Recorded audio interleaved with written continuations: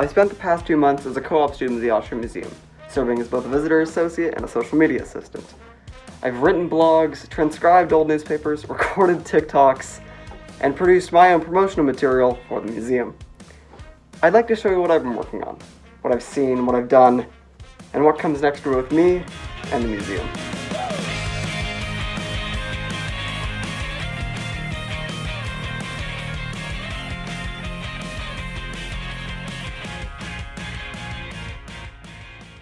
It all started like most good stories, though not along the lines of in a hole in the ground there lived a hobbit, or it was a bright cold day in April and the clocks were striking 13. In fact, it was 7:48 a.m. on a cloudy day in November.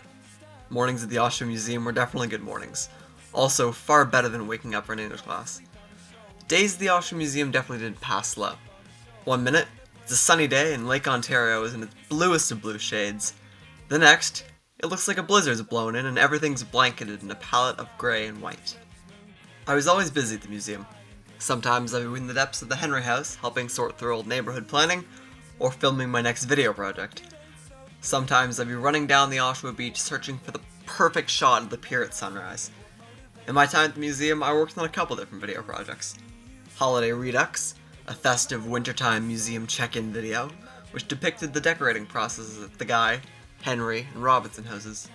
Tales from the Harbour, a video which dove into an exploration of the relationship between Oshawa and Lake Ontario, something which the Oshawa Museum will be retelling as an exhibit in this coming spring 2022.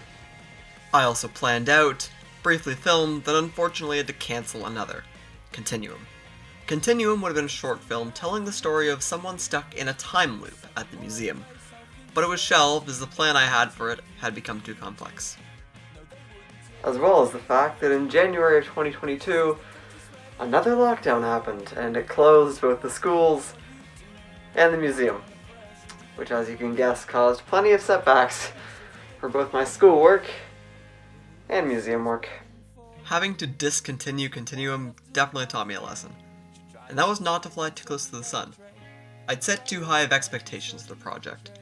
Shelving it meant that I could devote more time to making better things, like finishing Tales from the Harbour, and starting new research and writing projects for the museum's Discover Historic Oshawa website. As a high school student who's always been very involved in my community, whether it be my school's drama program, D&D, or AGSA clubs, the opportunity to become part of the Oshawa Museum's community has been very fulfilling. As an aspiring student of anthropology, something many of the museum staff have university degrees in, I felt very welcomed at the museum. Especially after 2 years of lockdown with the pandemic, my time there served to be a very satisfying stepping stone going forward in life. I finished my grade 9 year on a stage, still during a pre-COVID time. My grade 10 year on a bike ride, during the first lockdown. My grade 11 year by closing my laptop after a seemingly endless period of online learning. As for my grade 12 year, I've still got a little ways to go before that path becomes clear. Even still, I think I've got a pretty good idea where I'm headed. As you might have guessed, I'll soon be heading to university for a degree in anthropology, and museum studies beyond that. I was once told that the lake is a good place to think of the future. It turns out, with a museum on its shores, it's an even better place to think of the past. As for the city of Oshawa and the museum, until we meet again.